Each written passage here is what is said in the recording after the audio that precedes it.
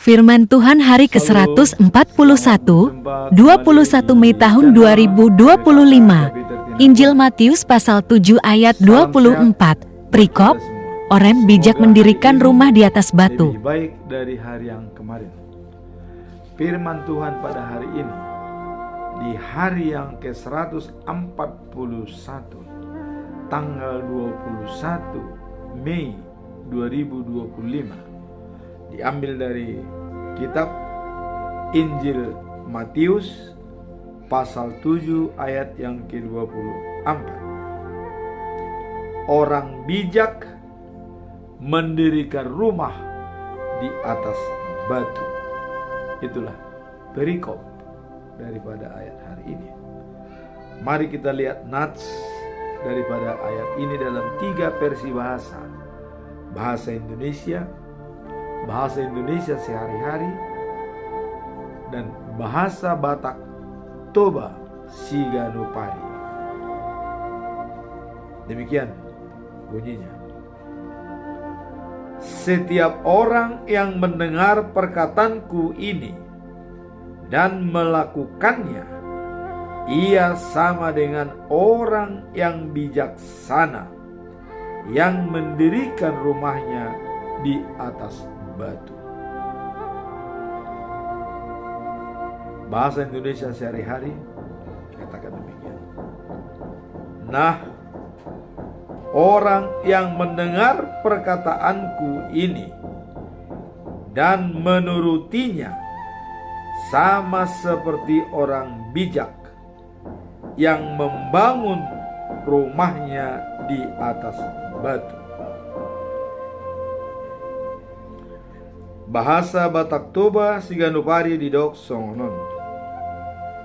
Sude halak naumbege hataki jala diulahon tudos donasida tu halak namalo na pajongjok konjabuna di atas batu. Itulah firman Tuhan pada hari ini. Sekarang mari kita lihat, kita simak dari 4 sistem atau pandangan dalam menganalisa perikop atau ayat hari ini. Pertama, apa latar belakang dalam Injil Matius sehingga mengatakan orang bijak sama dengan seorang mendirikan rumahnya di atas batu? Mari kita lihat latar belakangnya. Ayat ini mengajarkan pentingnya dasar yang kuat dalam kehidupan iman, di mana Yesus mengibaratkan seseorang yang mendengar dan melakukan firman-Nya sama seperti seorang bijak yang membangun rumah di atas batu. Apa maksud perikop ini membangun rumah di atas batu adalah seorang yang bijak? Mengapa muncul pernyataan Yesus seperti ini?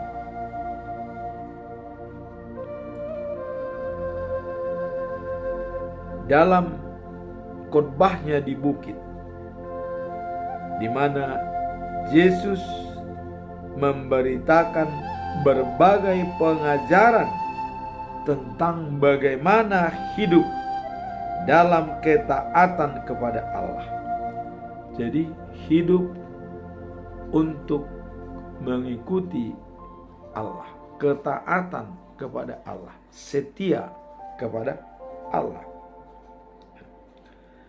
Dalam Matius 7 pasal 7 ayat 24 sampai 27 itu digambarkan bahwa perbandingan tentang orang mendengar firman Tuhan dan melakukannya dengan orang yang mendengar firman Tuhan tetapi tidak melakukannya. Ini yang mau kita.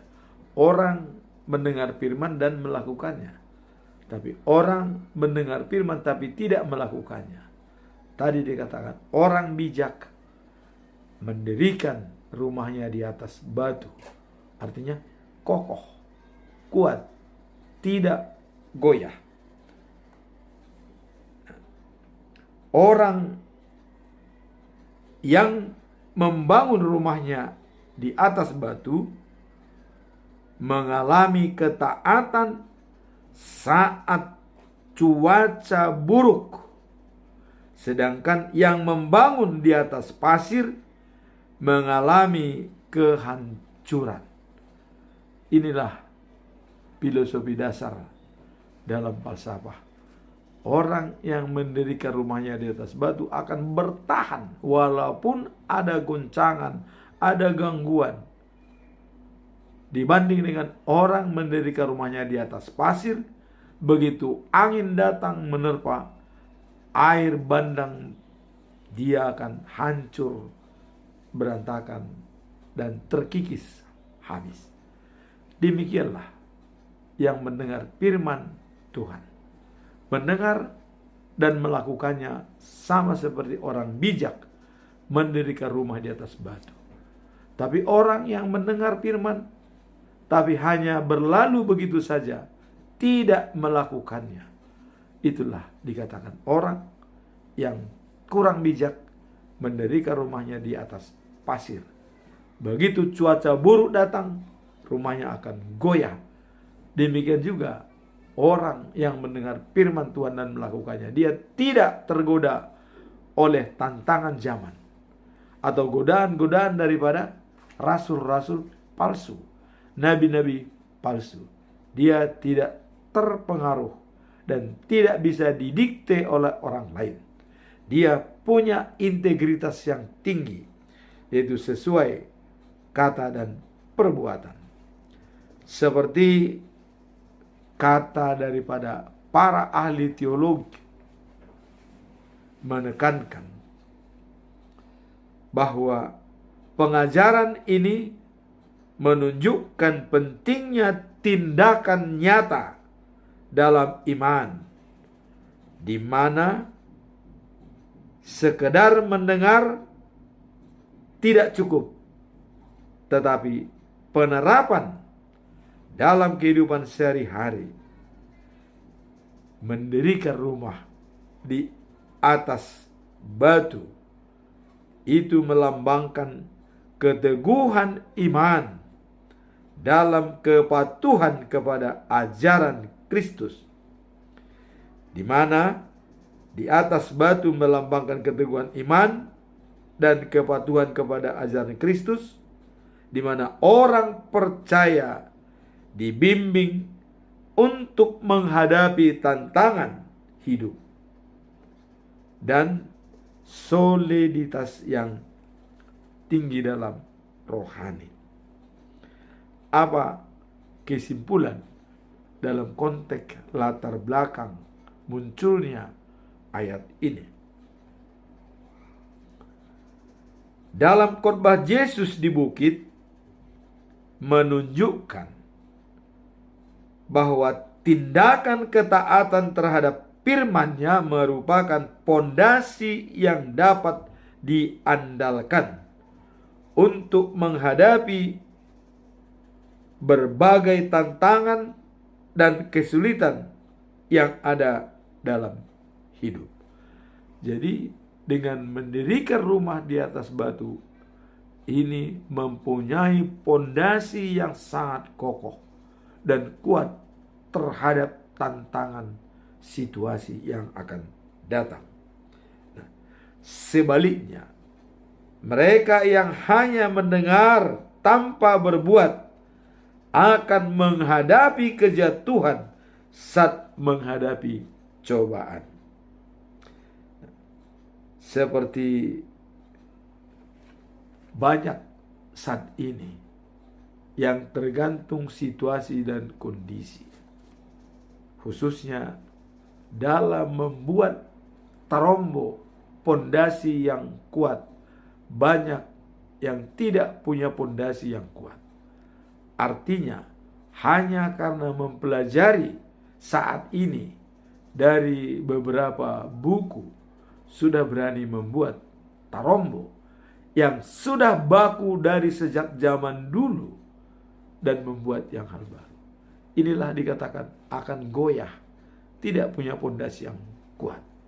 Nah, ini khususnya kepada Tarombo daripada Parna, Silima Oppu dan Dua Oppu. Kita sudah yakin pada pondasi yang kokoh sejak dulu. 5 Oppu, anak daripada Raja Nembatu. Tahun 2020 muncul lagi hal yang baru, tidak sesuai dengan yang sudah lama. Inilah kita bisa mengatakan pondasi yang kurang kuat dan kurang bijak, karena muncul di tahun-tahun belakangan ini, di tahun 2020, yang sudah terjadi tahun-tahun sebelumnya. Apakah ini dikatakan mendirikan batu, mendirikan rumahnya di atas batu, atau mendirikan rumah di atas pasir yang goyah, yang bisa diganggu oleh siapapun? Disinilah Yesus mengatakan, jadilah orang bijak, mendirikan rumah di atas batu, sehingga bila ada goncangan, dia akan berdiri kokoh dan kuat, tidak bisa diganggu oleh apapun. Dan juga seperti di dalam habitat dan culture yang ada pada suatu daerah, ini dapat menentukan, karena habitat adalah merujuk pada lingkungan alam di mana suatu organisme, tumbuhan, hewan, atau manusia hidup dan memenuhi kebutuhan dasarnya seperti makanan, air, dan tempat berlindung. Artinya sesuai dengan habitatnya yang sudah berlaku pada orang tersebut. Dan juga mengenai culture atau budaya adalah seperangkat nilai kepercayaan praktik dalam norma yang berbentuk dan dipertahankan oleh kelompok, ya. Sosial budaya mencakup aspek-aspek seperti bahasa, seni, musik, agama, dan sistem sosial lainnya. Kalau kita melihat interaksi habitat dan budaya, adanya pengaruh habitat pada budaya dapat memengaruhi budaya manusia melalui berbagai cara. Misalnya, masyarakat yang hidup di daerah pesisir akan berbeda dengan masyarakat yang hidup di daerah pegunungan, karena perbedaan dalam sumber daya alam, cara hidup, ya. Nah, seperti contoh kita lihat cara hidup orang di Samosir, hidup dalam pertanian menanam bawang dan kacang, karena kondisi alamnya menyesuaikan. Tetapi hidup di dalam misalnya Sumatera bagian barat atau di Sunuk Pudon, ya, adalah dengan Haminjon, ya. Mereka hidup dalam situasi yang sesuai dengan alamnya. Jadi ini sangat membuat. Tapi apakah ini bisa harus disamakan? Tidak. Nah, disitulah bahwa habitat dan culture sangat mempengaruhi di dalam Tarombo dari masing-masing marga pada saat itu. Nah, Sekarang tadi Yesus mengatakan, pondasi yang kuat orang bijak. Apakah semua dalam membuat tersebut sudah sesuai dengan pondasi yang kuat, tidak goyah? Inilah renungan kita pada hari ini. Jadilah membangun rumah di atas batu yang kuat. Artinya, firman Tuhan bukan hanya sekedar mendengar, tapi juga melakukannya. Itulah pondasi yang kokoh, yang kuat. Apabila kita hanya mendengar, tapi tidak melakukan, ini sama dengan orang yang membangun rumahnya di atas pasir. Mudah digoyang dan mudah terpengaruh oleh ajaran-ajaran palsu.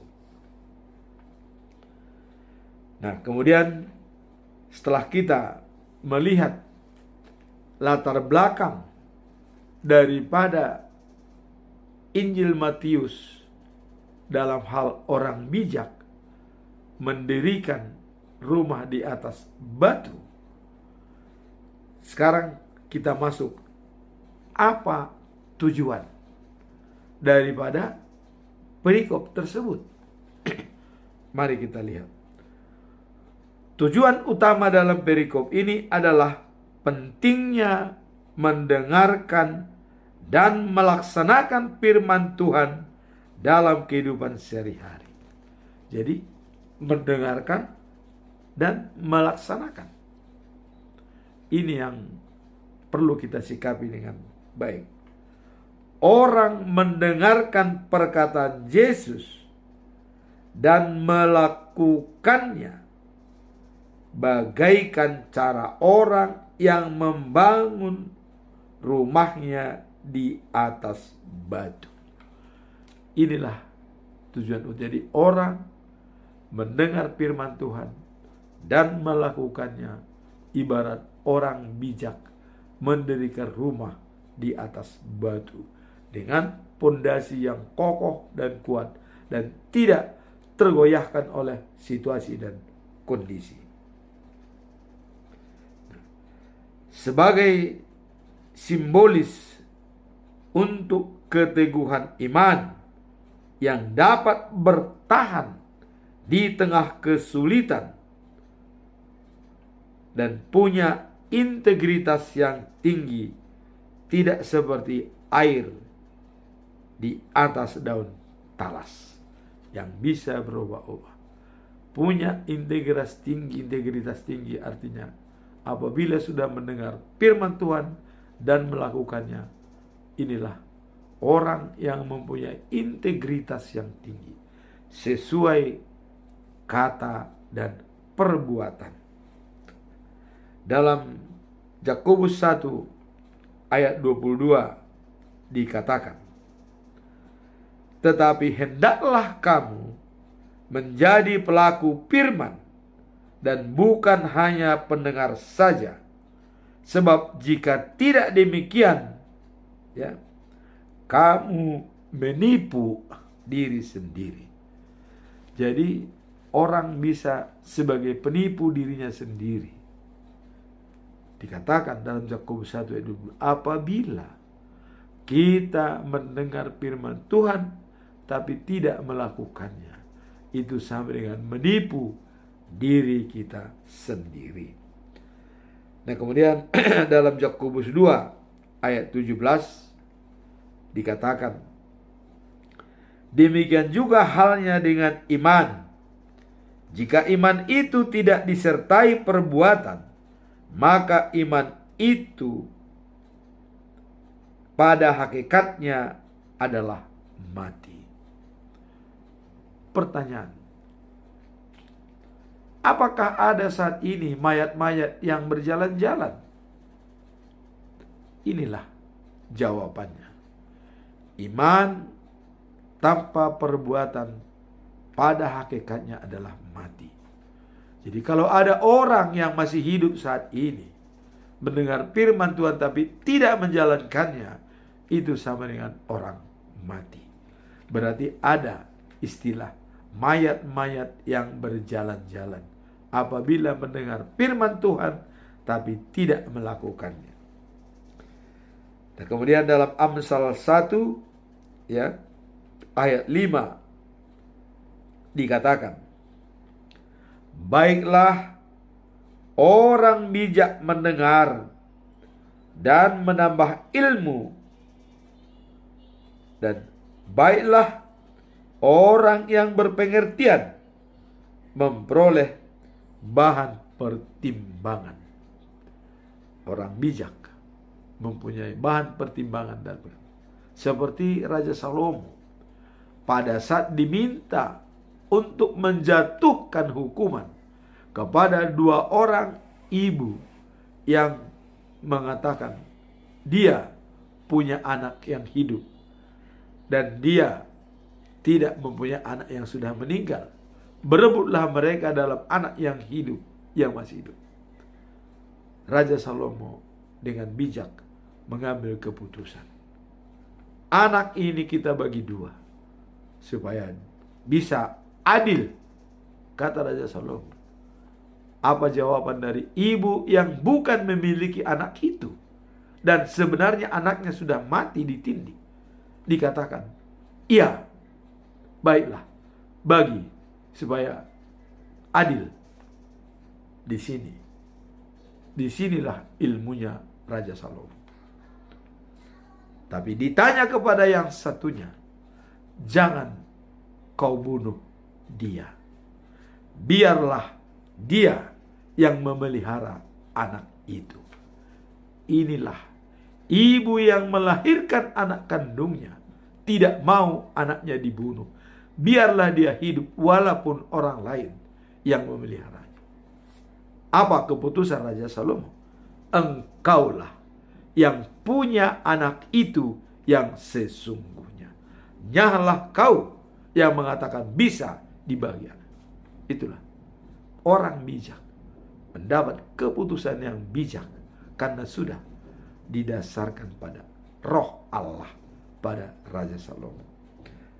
Kemudian dalam Roma pasal 10 ayat 17 dikatakan, jadi iman timbul dari pendengaran, dan pendengaran dari firman Tuhan.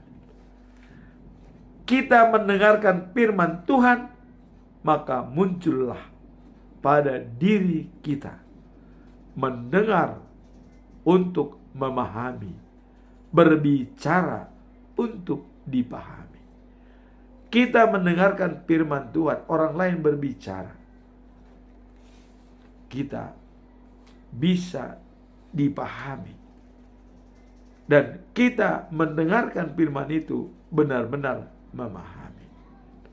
Inilah orang yang mendengarkan firman Tuhan dan melakukannya. Dialah orang yang bijak membangun rumahnya di atas batu. Itulah tujuan daripada firman Tuhan ini.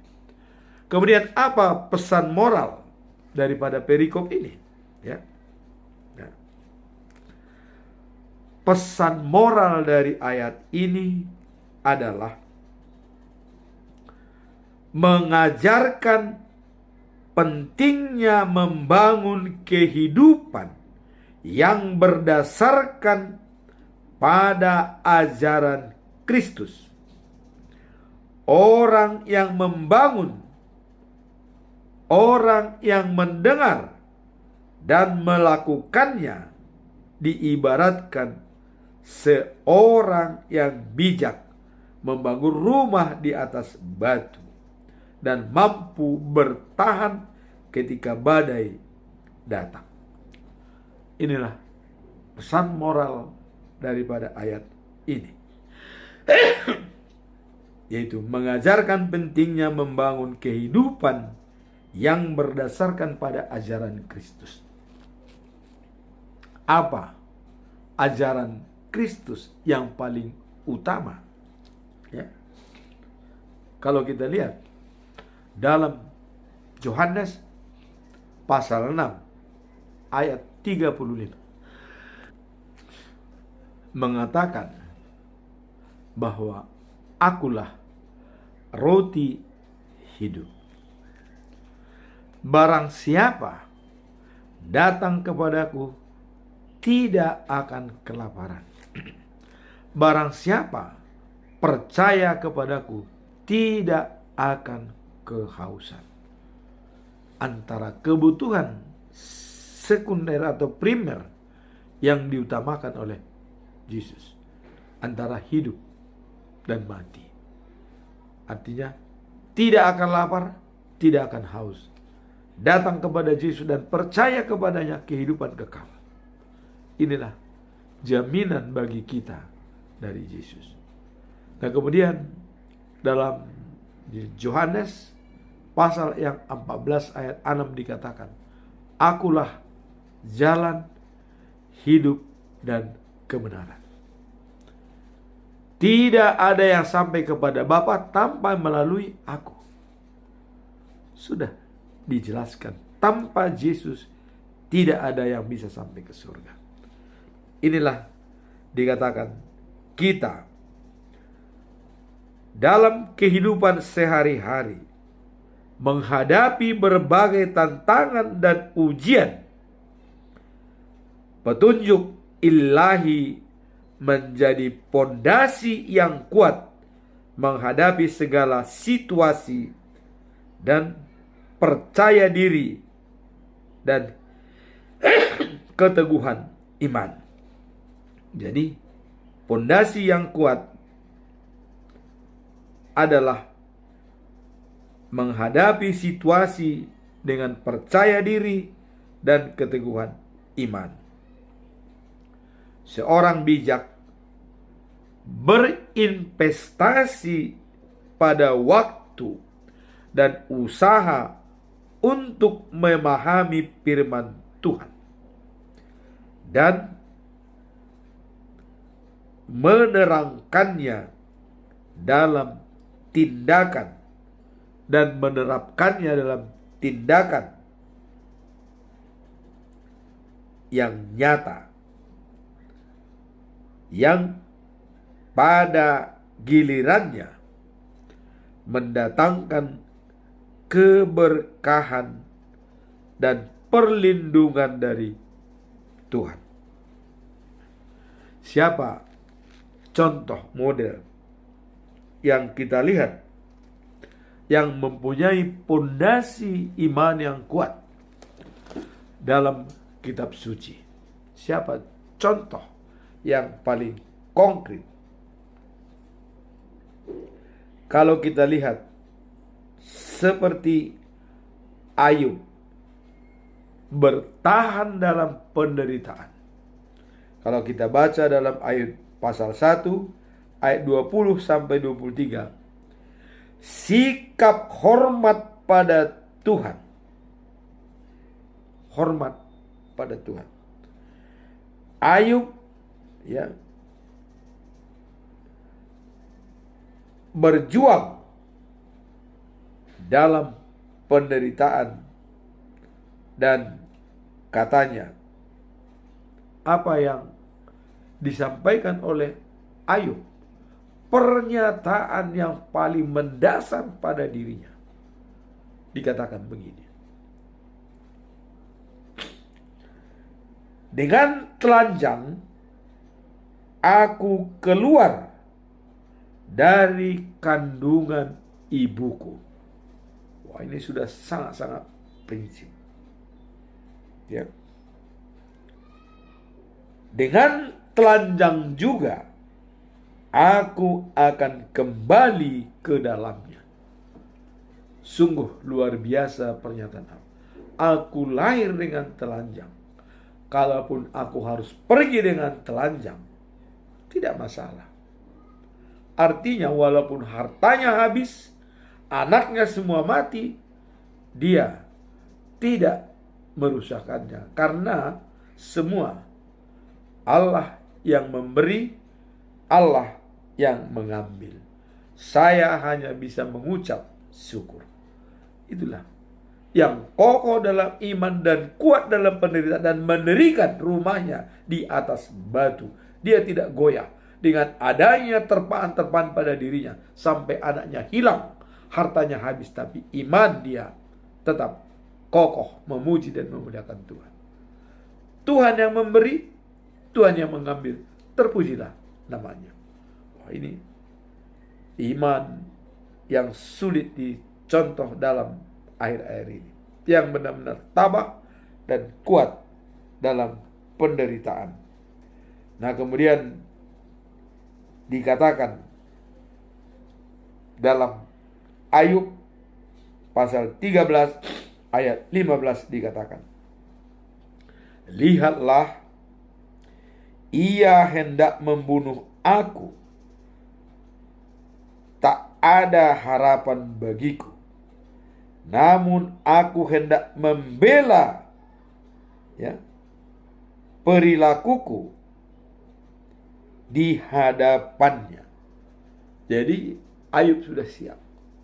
Kalau memang pun kami berpengadilan, saya siap. Apa dosa saya? Apa salah saya? Kira-kira begitu keberadaan Ayub kepada Tuhan.